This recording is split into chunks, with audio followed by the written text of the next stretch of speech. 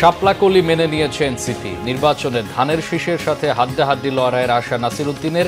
এ মাসেই জুলাই সনদ বাস্তবায়নের আহ্বান নাহিদের। অস্থির অনিশ্চিত সময়ে বাংলাদেশ, বলেছেন মির্জা ফখরুল। বিএনপির সম্ভাবনা রুখতেই তৈরি করা হচ্ছে নানা বিতর্ক, মন্তব্য গয়েশ্বরের। নির্বাচন পেছাবে না, এবার ইজতেমা হবে ভোটের পর, জানিয়েছেন ধর্মোপদেষ্টা। তাবলিগ জামাতের দুই গ্রুপই রাজি। ডেঙ্গুর প্রকোপ বেড়েছে ময়মনসিংহে। এক মাসেই হাসপাতালে ভর্তি ১,৫০০ রোগী। নগরীতে ডেঙ্গুতে এ পর্যন্ত মারা গেছেন ১২ জন। দ্রুত পদক্ষেপ নেবার দাবি। দেখছিলেন ক্রাউন সিমেন্ট সংবাদ শিরোনাম।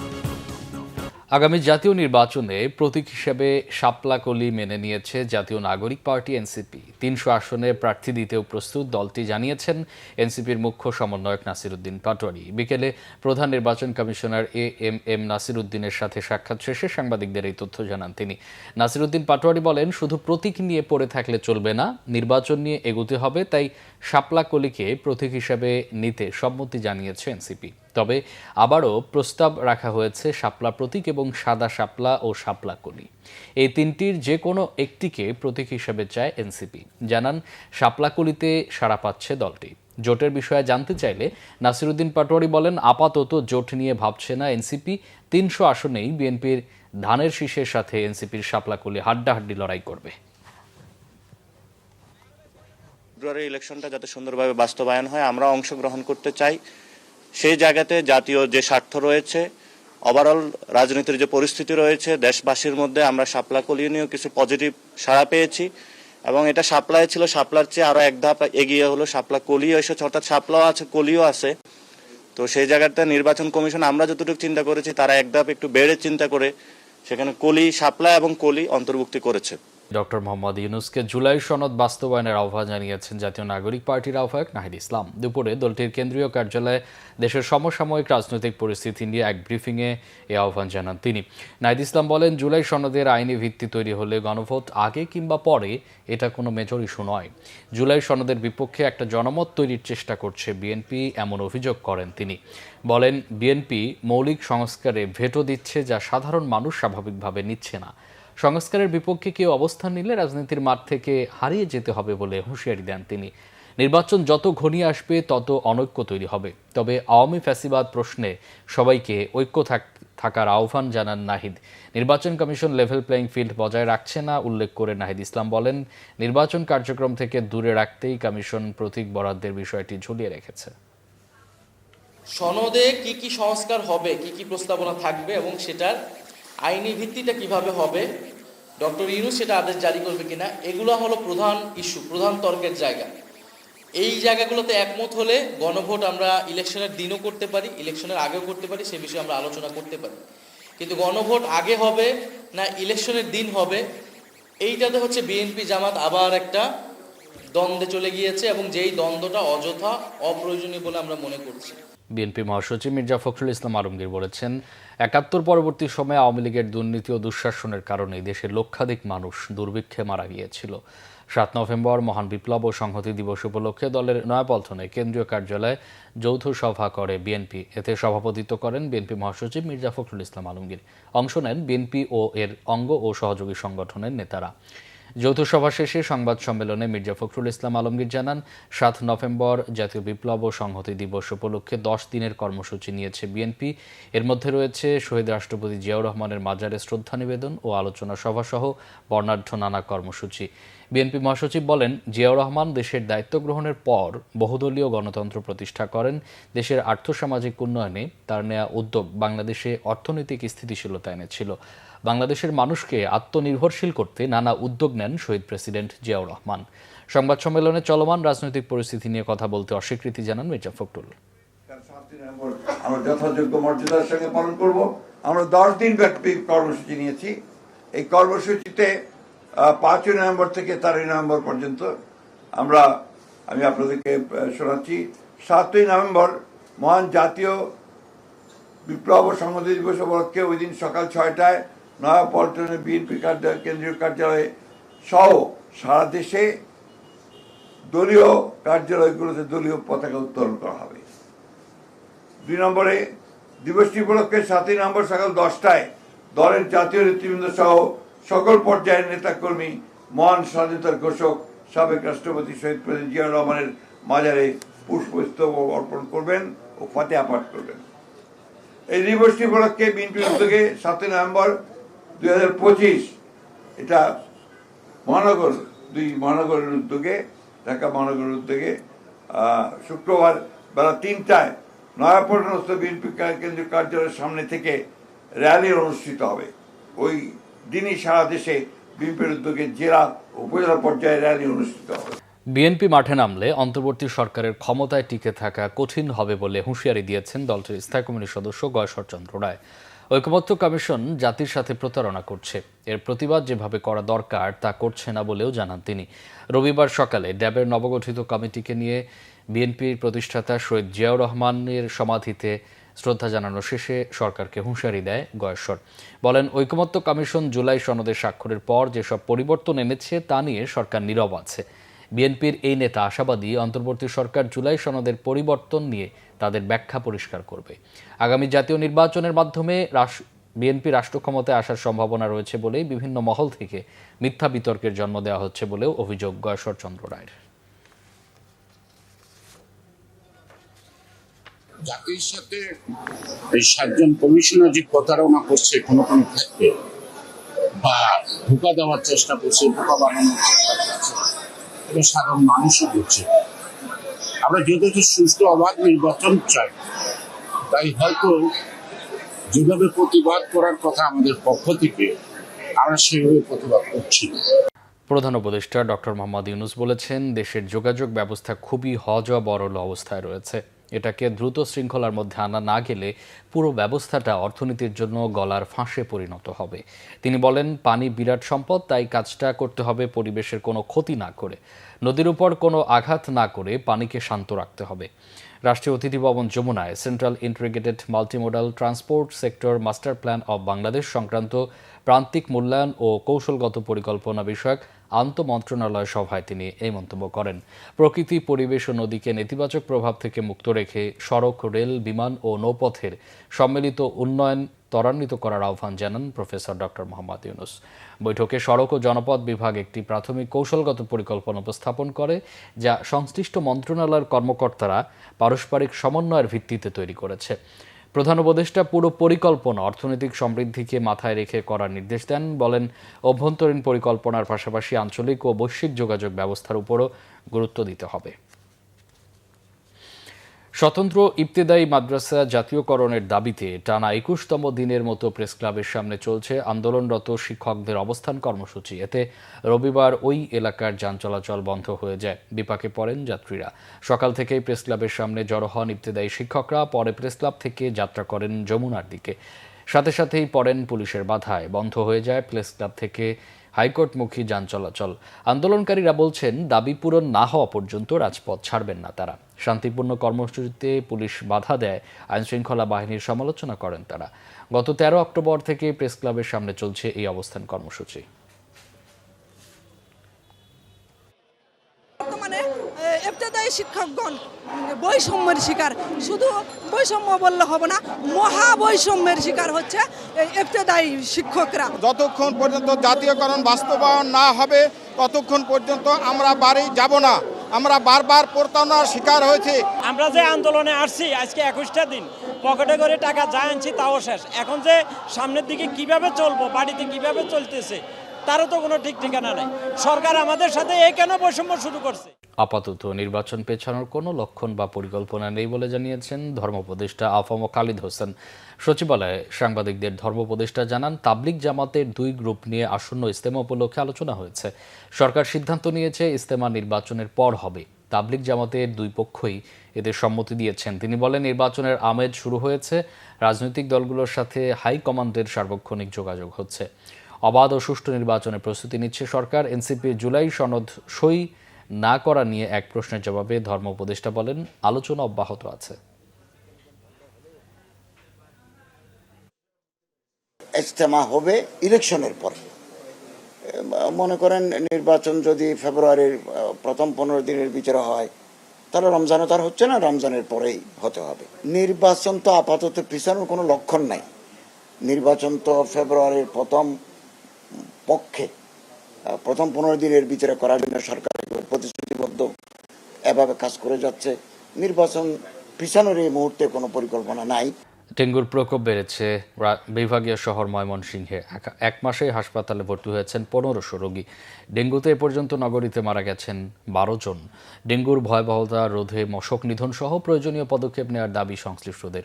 ময়মনসিংহ প্রতিনিধি অমিত রায়ের তথ্য, ছবিতে দেখুন desk report.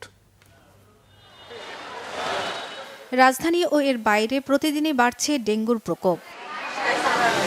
Mymensingh medical college হাসপাতালে ডেঙ্গু ওয়ার্ডে প্রতিদিনই বাড়ছে রোগীর ভিড়। তাদের অনেকেই বেড না পেয়ে মেঝেতে চিকিৎসা নিচ্ছে। নগরীতে এ পর্যন্ত ডেঙ্গুতে আক্রান্ত হয়ে 12 জনের মৃত্যু হয়েছে। অনেক ব্যথা, সারা শরীর ব্যথা, মাথা ব্যথা। পরে শুক্রবার সকালবেলা আসলাম, টেস্ট করালাম, সন্ধ্যায় ধরা পড়ছে ডেঙ্গু পজিটিভ। চিকিৎসা হচ্ছে, কিন্তু টয়লেটের ব্যবস্থাটা একবারে বাজে, মানে পরিষ্কারটা হয়ই না মনে হয়। ডেঙ্গু থেকে আপনার এরপরে শরীর ব্যথা, এরপরে কাশি। এখন কাশি থেকে আপনার গলা দিয়ে রক্ত যায়।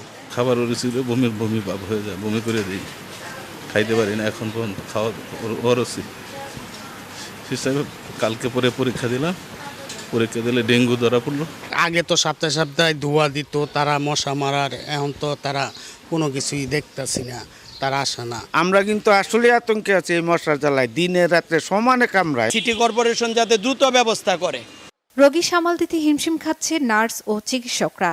সংক্রমণ ঠেকাতে জনগণের মধ্যে সচেতনতা বাড়ানোর পাশাপাশি সিটি কর্পোরেশনের মশক নিধন কর্মসূচি বাড়ানোর পরামর্শ চিকিৎসকের। সিটি কর্পোরেশনের আস্তে আস্তে কাজ শুরু করেছে, কিন্তু তাদের মশা নিধন কর্মসূচি আরো জোরদার করা উচিত। কখনোই মশারি ছাড়া থাকবেন না। বয়স্ক মানুষ, আদার কিছু ডিজিজ কোমরবিডিটি আছে, তাদের যদি জ্বর আক্রান্ত হন তারাও কিন্তু হাসপাতালে আসতে হবে। সচেতনতামূলক লিফলেট বিতরণ ও মাইকিং এর উদ্যোগ নিয়েছে সিটি কর্পোরেশন। সিটি কর্পোরেশন মূলত এই ড্রেন পরিষ্কার করার দায়িত্ব নিতে হবে। ড্রেন পরিষ্কার করা, ড্রেনে রীতিমতো লার্ভাসাইড এবং অ্যাডাল্টিসাইড ব্যবহার করা। ময়মনসিংহ নগরীর 33টি ওয়ার্ডে 20 জন পরিচ্ছন্ন কর্মী দ্বারা মশক নিধন চলছে। এর মধ্যে 40টি ফগার মেশিন থাকলেও সচল আছে মাত্র 6 থেকে 7টি মেশিন। শর্মিলা কেয়া, বাংলা ভিশন নিউজ ডেস্ক। শিক্ষকদের প্রভিডেন্ট ফান্ডের অর্থ আত্মসাৎ ও তহবিলের টাকা আত্মসাতের অভিযোগে চট্টগ্রামের সাউদার্ন ইউনিভার্সিটির কোষাধ্যক্ষ সরওয়ার জাহান ও সাবেক রেজিস্ট্রার মোজাম্মেল হকের বিরুদ্ধে মামলা করেছে দুদক। রবিবার দুদক সমন্বিত জেলা কার্যালয়ে দুর্নীতি দমন কমিশনের উপপরিচালক আলমগীর হোসেন মামলাটি করেন। মামলায় বলা হয়, বিশ্ববিদ্যালয়টির নামে ফার্স্ট সিকিউরিটি ইসলামী ব্যাংকের হিসাবে 2010 সালের 30 জুন থেকে 2024 সালের 22 জুন পর্যন্ত শিক্ষকদের প্রভিডেন্ট ফান্ডের টাকা বাবদ 6,03,68,730 টাকা জমা হয়। কিন্তু সেই অর্থ সাউদার্ন ইউনিভার্সিটির কোষাধ্যক্ষ সরওয়ার জাহান বিভিন্ন সময় উত্তোলন করলেও কোন খাতে তা ব্যয় করেছেন তার কোনো তথ্য দিতে পারেননি। সরওয়ার জাহান ও সাবেক রেজিস্ট্রার মোজাম্মেল হক স্বাক্ষরিত চেকের মাধ্যমে এনআরবি গ্লোবাল ইসলামী ব্যাংকের হিসাব থেকে ইলিয়াস নামে এক ব্যক্তিকে 28,08,990 টাকার ঋণ পরিশোধ দেখিয়ে উত্তোলন করা হয়, কিন্তু বিশ্ববিদ্যালয় ঋণ দেওয়ার বিষয়ে কোনো ধরনের কাগজপত্র দেখাতে পারেনি। দীর্ঘ 7 মাস বন্ধ থাকার পর আবারও ইউরিয়া সার উৎপাদন শুরু হয়েছে চট্টগ্রামের আনোয়ারায় অবস্থিত রাষ্ট্রায়ত্ত সার কারখানা Chattogram urea fertiliser limited CUFL। গ্যাস সংকটের কারণে কারখানাটি বন্ধ থাকায় দৈনিক প্রায় 3 কোটি টাকার সার উৎপাদন ব্যাহত হয়েছিল। শনিবার রাতে 3:30টা থেকে CUFL এ ইউরিয়া উৎপাদন আবার শুরু হয় বলে নিশ্চিত করেছেন কারখানার ব্যবস্থাপনা পরিচালক মিজানুর রহমান। গত 11 এপ্রিল থেকে Karnaphuli gas distribution company limited কারখানাটিতে গ্যাস সরবরাহ বন্ধ করে দেয়। এতে কারখানার উৎপাদন পুরোপুরি বন্ধ হয়ে যায়। পরে গত 19 অক্টোবর থেকে গ্যাস সরবরাহ পুনরায় চালু হলেও যান্ত্রিক প্রক্রিয়া সম্পন্ন করার পর শনিবার রাত থেকে উৎপাদন শুরু করে কারখানাটি। গ্যাস নির্ভর এই কারখানায় পূর্ণ মাত্রায় উৎপাদনের জন্য দৈনিক 48 থেকে 52 মিলিয়ন ঘনফুট গ্যাসের প্রয়োজন হয়। গ্যাস সংকট ও যান্ত্রিক জটিলতায় গত অর্থবছরে CUFL প্রায় 2.5 লাখ মেট্রিক টন ইউরিয়া সার উৎপাদন করে। দেশে বছরে প্রায় 26 লাখ মেট্রিক টন ইউরিয়া সারের চাহিদা রয়েছে। এর মধ্যে CUFL সহ BCICর অন্যান্য কারখানাগুলো মিলিয়ে প্রায় 10 লাখ মেট্রিক টন ইউরিয়া উৎপাদন করা হয়। বাকি 16 লাখ মেট্রিক টন সার চড়া দামে আমদানি করতে হয় সরকারকে। ভোলায় বিএনপি ও বাংলাদেশ জাতীয় পার্টি বিজেপির কর্মীদের মধ্যে সংঘর্ষের পর সদর উপজেলা কমিটির সব কার্যক্রম স্থগিত করেছে বিএনপি। এর আগে শনিবার বিকেলে শহরে এই দলের কর্মীদের মধ্যে ধাওয়া, পাল্টা ধাওয়া ও সংঘর্ষ হয়। এতে অর্ধশতাধিক জন আহত হন। ওই ঘটনার পর সাংগঠনিক পরিস্থিতি বিবেচনায় বিএনপির কেন্দ্রীয়ভাবে এই সিদ্ধান্ত নিয়েছে। বিএনপির নেতাকর্মীরা জানায়, তাদের শান্তিপূর্ণ বিক্ষোভ মিছিলে অতর্কিত হামলা করে বিজেপির কর্মীরা। এদিকে শনিবার রাতে গণমাধ্যমে পাঠানো এক বিজ্ঞপ্তিতে দলের সিনিয়র যুগ্ম মহাসচিব অ্যাডভোকেট রুহুল কবির রিজভী জানান, পরবর্তী নির্দেশ না দেওয়া পর্যন্ত ভোলা জেলার সদর উপজেলা বিএনপির কমিটির সব কার্যক্রম স্থগিত থাকবে। ব্রাহ্মণবাড়িয়ায় আধিপত্য বিস্তার নিয়ে দুই পক্ষের সংঘর্ষে গুলিবিদ্ধ হয়ে একজন নিহত হয়েছে, গুরুতর আহত আরও দুজন।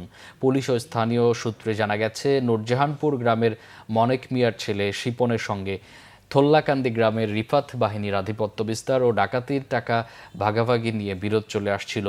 শনিবার রাতে শিপন বড়িকান্দি গনি শাহ মাঝারের এলাকায় গেলে রিফাত ও তার সহযোগীরা গুলি চালায়। এতে শিপন সহ 3 জন গুলিবিদ্ধ হন। উন্নত চিকিৎসার জন্য তাদের ঢাকায় পাঠালে চিকিৎসাধীন অবস্থায় শিপনের মৃত্যু হয়।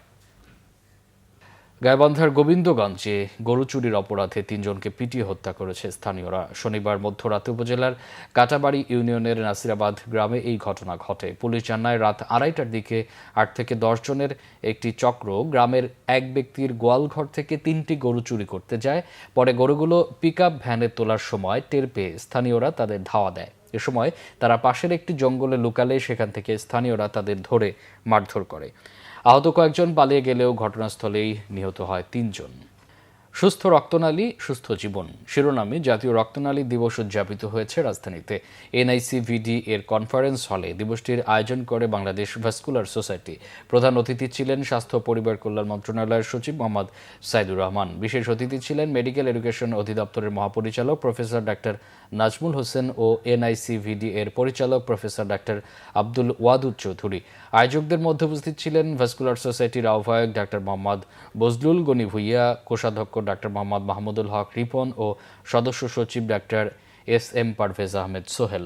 সচেতনতা বাড়ানোর মাধ্যমে রক্তনালী সুস্থ রাখা সম্ভব বলে জানান বক্তারা। দিনাজপুর শহরের পুলহাট থেকে খানপুর পর্যন্ত 12 কিলোমিটার রাস্তা প্রশস্তকরণের লক্ষ্যে সড়কের পাশে অবৈধ স্থাপনা উচ্ছেদ শুরু হয়েছে। সড়ক ও জনপথ বিভাগের উদ্যোগে বেলা 12টা থেকে উচ্ছেদ শুরু হয়। উচ্ছেদ অভিযানে দিনাজপুর বিসিক শিল্পনগরীও পড়েছে। সড়ক বিভাগ ও বিসিক কর্তৃপক্ষের জমির মালিকানা নিয়ে জটিলতা থাকলেও সড়ক বিভাগ তা আমলে না নিয়ে বিসিকের বরাদ্দ প্লটের কয়েকটি ব্যবসায়ী প্রতিষ্ঠানের স্থাপনাও ভেঙে দেওয়া হয়।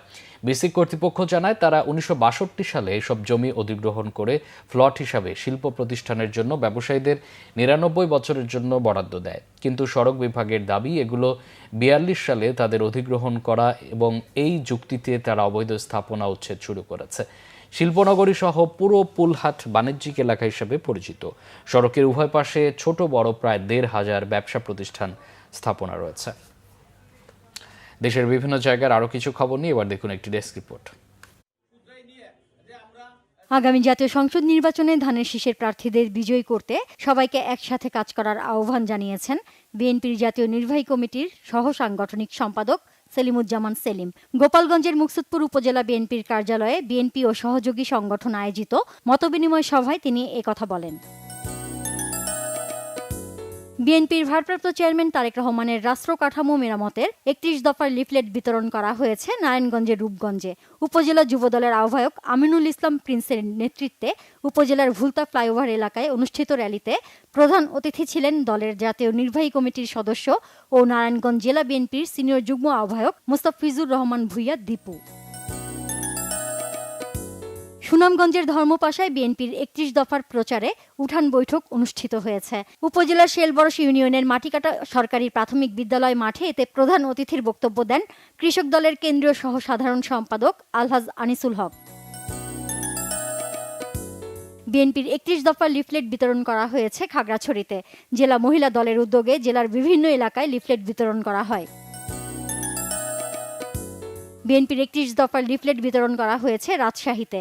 বাঘা উপজেলার মণিগ্রাম বাজারে প্রবাসী বিএনপি নেতা আমিনুল ইসলাম মিঠুর উদ্যোগে লিফলেট বিতরণ করা হয়। পরে মণিগ্রাম টেকনিক্যাল কলেজের সামনে হয় আলোচনা সভা। বিএনপির 31 দফা বাস্তবায়নে লিফলেট বিতরণ ও পথসভা হয়েছে বগুড়ার সোনাতলায়। উপজেলার পৌর এলাকায় লিফলেট বিতরণ করেন বিএনপি নেতা মাসুদুর রহমান হিরু মণ্ডল। বিএনপির কর্মী সভা হয়েছে সাভারে। পৌরসভার সবুজবাগ এলাকায় এতে সভাপতিত্ব করেন সাভার পৌর বিএনপির যুগ্ম সাধারণ সম্পাদক রমিজ উদ্দিন। সাতক্ষীরায় জেলা তাঁতি দলের দ্বিবার্ষিক সম্মেলন 2025 অনুষ্ঠিত হয়েছে। শহরের ইটাগাছা এলাকার একটি কমিউনিটি সেন্টারে অনুষ্ঠিত সম্মেলনে প্রধান অতিথির বক্তব্য রাখেন জাতীয়তাবাদী তাঁতি দলের কেন্দ্রীয় নির্বাহী কমিটির আহ্বায়ক আবুল কালাম আজাদ। যুব দলের 47তম প্রতিষ্ঠাবার্ষিকী উপলক্ষে ফেনীর দাগনভূঞা উপজেলা ও পৌর যুবদল এক বর্ণাঢ্য মিছিলের আয়োজন করে। বসুরহাট রোড থেকে মিছিলটি শুরু হয়ে আতাতুর্ক স্কুল মার্কেট চত্বরে গিয়ে শেষ হয়। পঞ্চগড় আধুনিক সদর হাসপাতালে 150 শয্যার নতুন ভবনে স্বাস্থ্যসেবায় উন্নয়নে গঠিত স্বাস্থ্য সহায়তা তহবিলে অনুদান দিয়েছে জামায়াত ইসলামী। জেলা প্রশাসকের সম্মেলন কক্ষে আনুষ্ঠানিকভাবে জেলা প্রশাসকের হাতে চেক তুলে দেন দলের সহকারী সেক্রেটারি জেনারেল আব্দুল হালিম। নোয়াখালীর হাতিয়ায় পথসভা ও বিশাল মোটরসাইকেল র্যালি করেছে জামায়াতে ইসলামী। অ্যাডভোকেট শাহ মোহাম্মদ মাহফুজুল হকের এই আয়োজনে অংশ নেয় দলটির নেতাকর্মী সহ কয়েক হাজার সমর্থক। বর্ণাঢ্য আয়োজনে পালিত হয়েছে সিলেট কৃষি বিশ্ববিদ্যালয়ের 19তম প্রতিষ্ঠাবার্ষিকী। এর উদ্বোধন করেন বিশ্ববিদ্যালয়ের ভিসি প্রফেসর ডক্টর আলিমুল ইসলাম। পরে একটি শোভাযাত্রা ক্যাম্পাসের প্রশাসনিক ভবনের সামনে থেকে শুরু হয়ে টিএসসির সামনে গিয়ে শেষ হয়। গোপালগঞ্জ সদর উপজেলা পরিষদ এলাকায় অবস্থিত শহীদ বুদ্ধিজীবী বৌদ্ধভূমি সংস্কার কাজের উদ্বোধন করা হয়েছে। ফলক উন্মোচন করে সংস্কার কাজের উদ্বোধন করেন জেলা প্রশাসক মোহাম্মদ কামরুজ্জামান। রোভার স্কাউটের সর্বোচ্চ পদক প্রেসিডেন্টস রোভার স্কাউট অ্যাওয়ার্ড অর্জনের লক্ষ্যে গাজীপুরের অবলোকনমুক্ত স্কাউট গ্রুপের 6 জন রোভার স্কাউট পায়ে হেঁটে 150 কিলোমিটার পথ পরিভ্রমণে যাত্রা শুরু করেছে। গাজীপুর জেলা প্রশাসকের কার্যালয় থেকে তাদের যাত্রা উদ্বোধন করেন স্থানীয় সরকার বিভাগের উপপরিচালক আহমদ হোসেন ভুইয়া। এ সময় অতিরিক্ত জেলা প্রশাসক সোহেল রানা, জেলা রোভারের সম্পাদক অধ্যাপক রবিউল আওয়াল, সাবেক জাতীয় উপকমিশনার মীর মোহাম্মদ ফারুক সহ রোভার স্কাউট লিডার ও রোভাররা উপস্থিত ছিলেন। ভৈরবে 2025-26 অর্থ বছরের বি মৌসুমে উৎপাদন বৃদ্ধির লক্ষ্যে কৃষকদের মাঝে বিনামূল্যে সার বীজ বিতরণ করা হয়েছে। উপজেলা হলরুমে এতে প্রধান অতিথি ছিলেন উপজেলা নির্বাহী officer Shabnam Sharmin. Najdin Akter, Bangla vision news desk. সংবাদ শেষ করব ক্রাউন 7 শিরোনামগুলো আরেকবার জানিয়ে।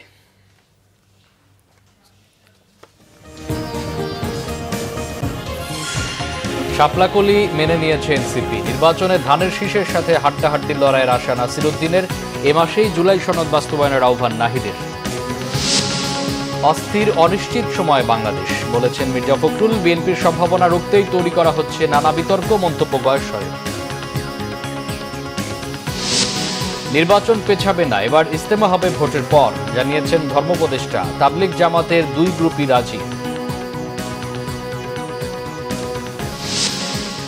ডেঙ্গুর প্রকোপ বেড়েছে ময়মনসিংহে। 1 মাসেই হাসপাতালে ভর্তি 1,500 রোগী। নগরীতে ডেঙ্গুতে এ পর্যন্ত মারা গেছে 12 জন। দ্রুত পদক্ষেপ নেওয়ার দাবি। এ ছিল এখনকার মতো। পরে সংবাদ সন্ধ্যা 7:30টায় দেখার আমন্ত্রণ রইল। এছাড়া বাংলা ভিশন সংবাদ সংশ্লিষ্ট অনুষ্ঠান দেখতে ভিজিট করুন www.bvnews24.com ও facebook.com/banglavisionnews এবং সাবস্ক্রাইব করুন youtube.com/banglavisionnews। এতক্ষণ সাথে থাকা অসংখ্য